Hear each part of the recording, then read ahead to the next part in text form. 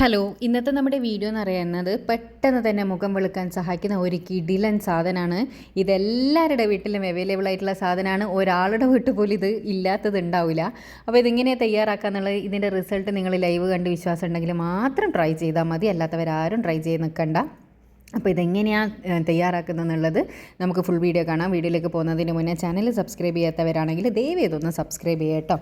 അപ്പോൾ ആദ്യം തന്നെ നമുക്ക് വേണ്ടത് നമ്മുടെ എല്ലാവരുടെ വീട്ടിലും അവൈലബിൾ ആയിട്ടുള്ള ചോറാണ് കേട്ടോ.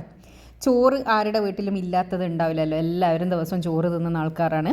അത് പച്ചരി വേവിച്ച ആ ഒരു റൈസ് ഉണ്ടെങ്കിൽ അതാണ് ഏറ്റവും ബെസ്റ്റ്. അല്ല, നിങ്ങൾ ഏത് ചോറാണോ എടുക്കുന്നത്, അരിയാണോ എടുക്കുന്നത്, അതെടുക്കുക. അതൊരു 2 ടേബിൾ സ്പൂൺ എടുക്കുക.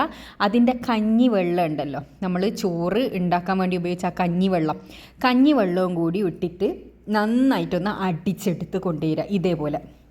അപ്പോൾ അടിച്ചെടുക്കുമ്പോൾ കഞ്ഞിവെള്ളം കൂടിപ്പോയാൽ നമുക്ക് അരി ശരിക്കും അരിഞ്ഞ് കിട്ടില്ല. അത് നല്ലോണം ഒന്ന് ശ്രദ്ധിക്കുക കേട്ടോ.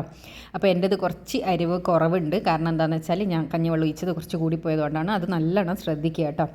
അതിനുശേഷം ഇതിലേക്ക് നമ്മൾ കടലമാവാണ് ആഡ് ചെയ്യുന്നത്. നിങ്ങളുടെ അടുത്ത് എല്ലാവരുടെ അടുത്തും കടലമാവ് ഉണ്ടാവും. കടലമാവ് ഇല്ലാത്തവർക്ക് ഗോതമ്പിൻ്റെ മാവ് വേണമെങ്കിലും യൂസ് ചെയ്യാം കേട്ടോ. ഇനി ഗോതമ്പിൻ്റെ മാവല്ലെങ്കിൽ അരിപ്പൊടിയാണെങ്കിൽ യൂസ് ചെയ്യാം. പക്ഷേ അരിപ്പൊടി എടുക്കുമ്പോൾ തരിതരിപ്പ് ഉണ്ടാവാൻ പാടില്ല.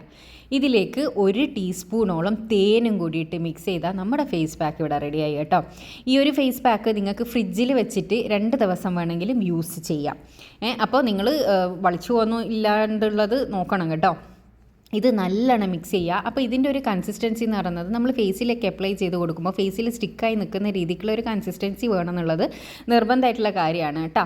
അപ്പോൾ ഇനി കുറച്ച് ലൂസായി പോയിക്കിട്ടെങ്കിൽ കുറച്ച് അരിപ്പൊടി ഞാൻ പറഞ്ഞ എന്തെങ്കിലും ഒരു വൈനിങ് ഏജൻറ്റ് നിങ്ങൾ ഇതിലേക്ക് ആഡ് ചെയ്ത് കൊടുത്താൽ മാത്രം മതി. അതിനുശേഷം കഴുകി വൃത്തിയാക്കിയ മുഖത്തേക്ക് തേച്ച് പിടിപ്പിച്ച് കൊടുക്കുക. 2 മിനിറ്റ് മസാജ് ചെയ്ത് വേണം നിങ്ങൾ ഉറപ്പായിട്ട് ഇത് തേച്ച് പിടിപ്പിച്ച് കൊടുക്കാൻ വേണ്ടിയിട്ട്. 2 മിനിറ്റ് മസാജ് ചെയ്ത് കൊടുത്തതിന് ശേഷം നിങ്ങൾ മസാജ് ചെയ്യുമ്പോൾ എപ്പോൾ സർക്കുലർ മോഷനിലും താടിയുടെ ഭാഗത്തുനിന്ന് മേലേലേക്ക് മസാജ് ചെയ്യാൻ വേണ്ടിയിട്ട് ശ്രദ്ധിക്കുക.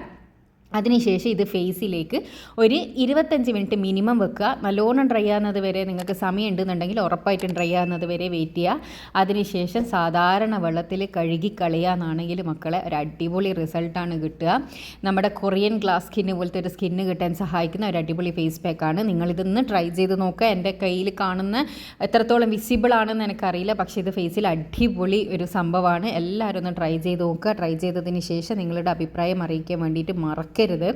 ഇതുപോലെ യൂസ്ഫുൾ ആയിട്ടുള്ള ഒരുപാട് വീഡിയോസ് ഞാൻ ചാനലിൽ ഇട്ടിട്ടുണ്ട്. അത്തരം വീഡിയോസ് കാണാൻ ഇഷ്ടപ്പെടുന്നവരാണെങ്കിൽ ഉറപ്പായിട്ട് നിങ്ങൾ ഒന്ന് സബ്സ്ക്രൈബ് ചെയ്യുക കേട്ടോ. പിന്നെ വേറൊരു കാര്യം, നിങ്ങളടുത്ത് തൈര് ഇല്ലയെന്നുണ്ടെങ്കിൽ നിങ്ങൾക്ക് തേനില്ലാന്നുണ്ടെങ്കിൽ നിങ്ങൾക്ക് തേന് സ്കിപ്പ് ചെയ്യാം.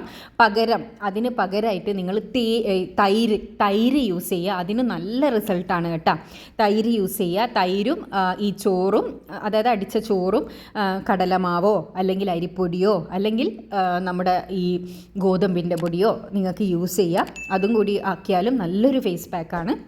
എല്ലാവരും ട്രൈ ചെയ്യുക, റിസൾട്ട് അറിയിക്കുക കേട്ടോ. അപ്പോൾ താങ്ക്സ് ഫോർ വാച്ചിങ്.